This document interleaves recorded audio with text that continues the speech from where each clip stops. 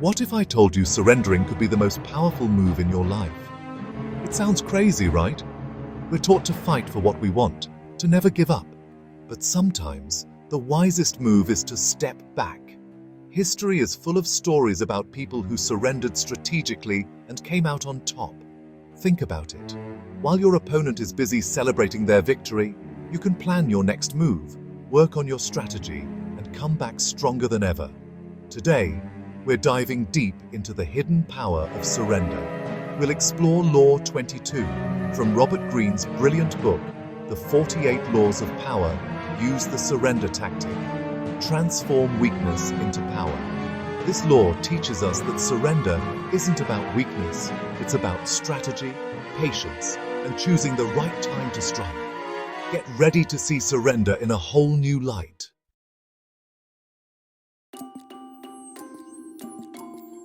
Surrender, as Greene explains it, is an art form. It's not about waving a white flag at the first sign of trouble. It's about recognizing when fighting head-on will lead to your downfall. When you're facing a powerful opponent, sometimes the smartest move is to step aside, observe, and let them think they've won. This playing dead strategy is all about deception. You lull your opponent into a false sense of security. They become complacent, overconfident, and that's when you make your move. You use the time they waste celebrating to rebuild your strength, analyze their weaknesses, and plan your comeback. But the real power of surrender lies in its unexpectedness. People are thrown off guard when you don't react the way they expect. Surrender throws them off balance, giving you the element of surprise.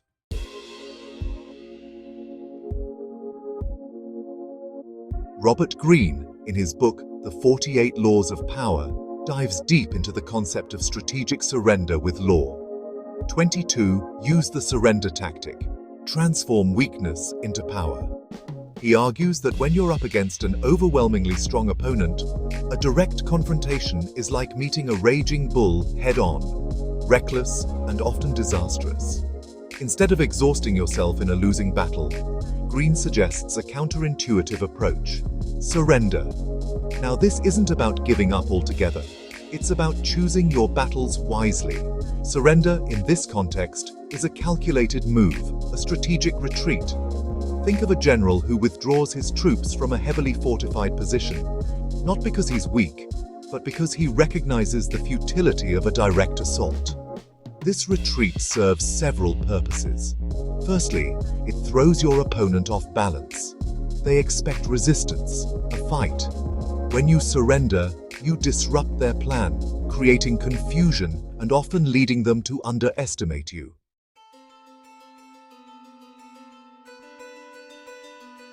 The beauty of the surrender tactic lies in its ability to transform what appears to be weakness into a strategic advantage.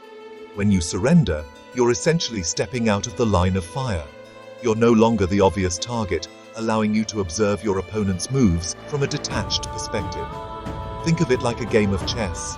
Sometimes, sacrificing a pawn strategically can pave the way for a checkmate later on. Similarly, a temporary surrender can be the key to achieving your ultimate objective. This period of retreat also lets you study your opponent. You observe their tactics, their strengths, and, more importantly, their weaknesses. This knowledge becomes invaluable when you decide to make your move.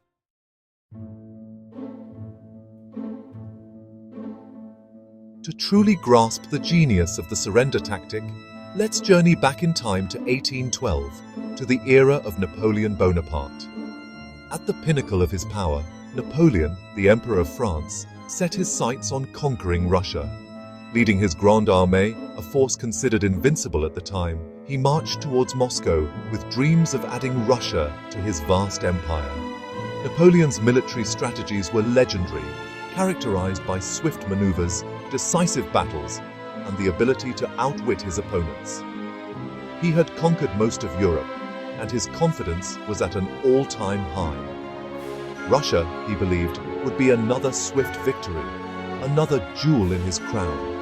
Little did he know that the Russians, under the leadership of General Mikhail Kutuzov, had a different plan. a plan that didn't involve meeting Napoleon's aggression head-on.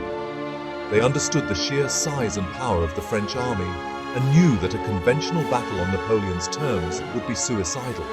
Instead, they opted for a far more cunning approach, a tactic as old as warfare itself: strategic retreat.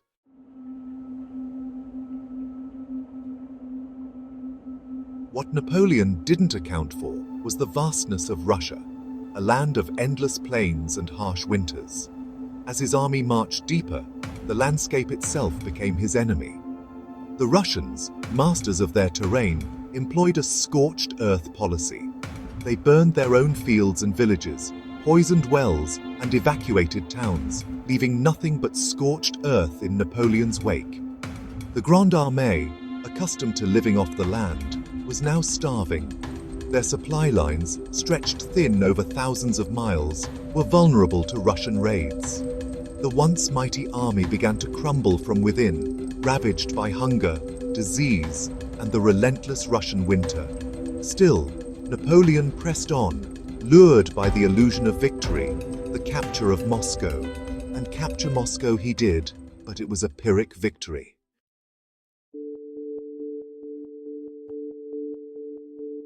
With winter closing in, Napoleon had no choice but to order a retreat that turned into a desperate fight for survival.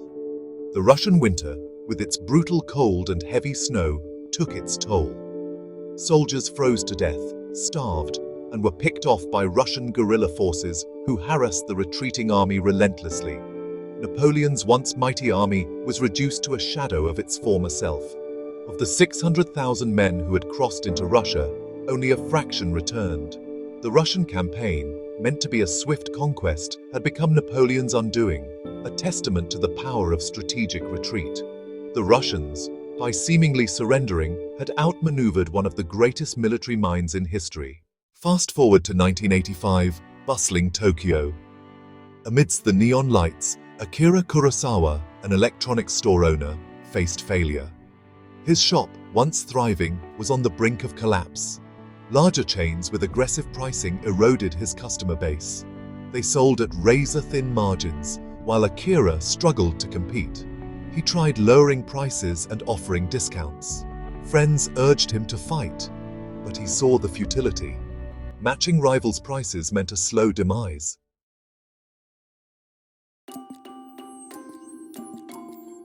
In a move that shocked his competitors and bewildered those closest to him, Akira announced his decision. He was closing the shop. He placed a simple sign on the door: closed for business. No fanfare, no grand farewell sale, just a quiet acceptance of his apparent defeat. News spread quickly through the tight-knit electronics market. His competitors, initially surprised, erupted in hushed whispers and knowing glances. He finally cracked, they muttered, their words laced with a mixture of pity and smug satisfaction. Some even approached Akira, offering to buy his remaining inventory at a fraction of its value, eager to pick apart the carcass of his once proud business. But Akira met their advances with a calm demeanor and a polite refusal. He knew his worth, even if others couldn't see it at that moment. He had a plan, a strategy that went beyond the immediate gratification of a fire sale or the fleeting validation of a last stand.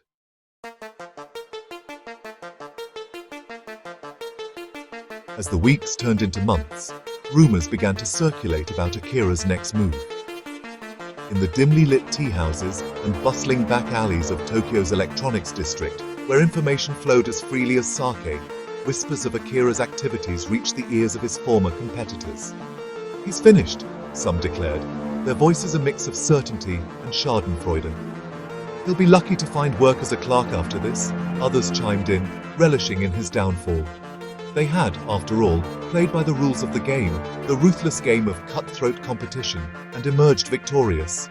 Akira's surrender, in their eyes, was not a strategic maneuver, but a confirmation of his weakness. Little did they know that Akira, far from being defeated, was meticulously weaving a new path to success. He had used his remaining capital to purchase a small import license, a seemingly insignificant document that would become his key to a different kind of market.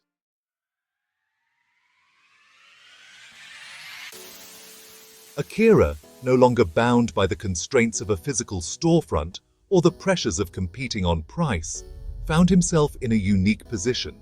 He could operate with agility, focusing on quality, exclusivity, and personalized service, the very values that had once been his downfall in the cutthroat world of retail. He established relationships with suppliers in Europe and the United States, securing exclusive distribution rights for their products in the Japanese market. Word began to spread amongst smaller electronics firms, independent repair shops, and even research institutions, anyone looking for those hard-to-find components that were essential for their work. Akira, once a struggling shopkeeper, was now a sought-after importer, a purveyor of rare and valuable goods. His small office, once a symbol of retreat, became a hub of activity, buzzing with phone calls, faxes, and the constant hum of a business reborn.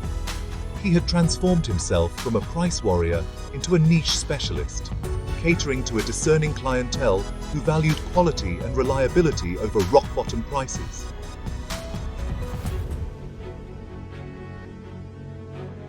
Akira Kurosawa's story is a powerful testament to the strategic brilliance of knowing when to surrender. He understood that sometimes stepping back, even in the face of defeat, is not about giving up, but about repositioning yourself for a more strategic and ultimately more successful approach. His story reminds us that true strength lies not always in meeting force with force, but in choosing your battles, biding your time, and emerging stronger when the opportunity arises. Now, let's shift the focus to you. Have you ever faced a situation where fighting back only seemed to make things worse? A business deal that turned sour? A personal conflict that escalated unnecessarily? Think about those moments, those crossroads, where you had to choose between confrontation and strategic retreat. Share your experiences, your insights, your moments of strategic surrender in the comments below. Let's learn from each other. Let's inspire each other. And let's master the art of transforming weakness into power.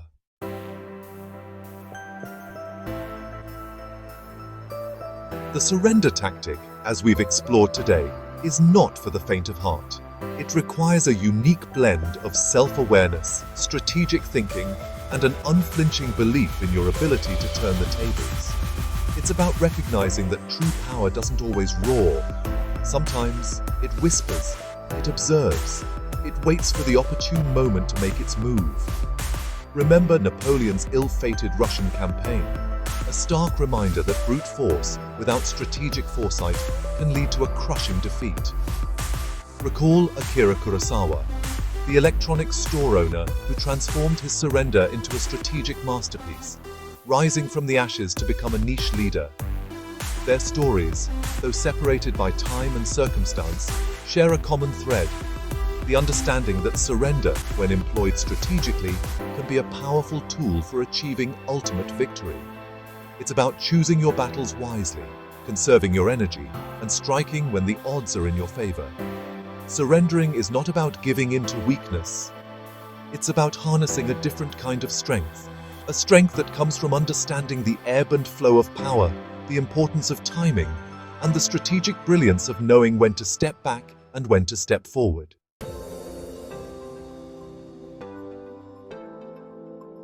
So, the next time you find yourself facing a formidable opponent or a seemingly insurmountable challenge, remember the lessons we've discussed today. Don't be afraid to step back, to assess the situation, and to consider the unconventional path of strategic surrender. Use that time to rebuild your strength, to analyze your opponent's weaknesses, and to devise a plan that plays to your strengths. Remember, surrender is not defeat. It's a strategic maneuver, a calculated risk that, when executed correctly, can lead to extraordinary rewards. Master the art of strategic surrender, and you will unlock a hidden dimension of power, a power that stems not from brute force, but from calculated patience, strategic brilliance, and the unwavering belief in your ability to turn setbacks into stepping stones towards ultimate success.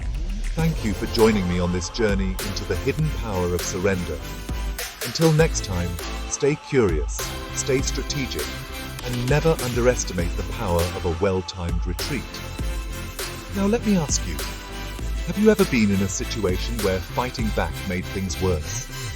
Maybe an argument, a business deal, or a personal conflict. What did you do? Comment below. I'd love to hear your thoughts. And if you found this strategy mind-blowing, make sure to subscribe to Siddhi Shri for more deep insights from Robert Greene and beyond. Remember, power isn't always about attack. It's about timing, strategy, and knowing when to retreat so you can win the bigger battle. Master this, and you'll always be one step ahead. Like this video, share it, and don't forget to hit that bell icon so you never miss a new strategy from Siddhi Shri.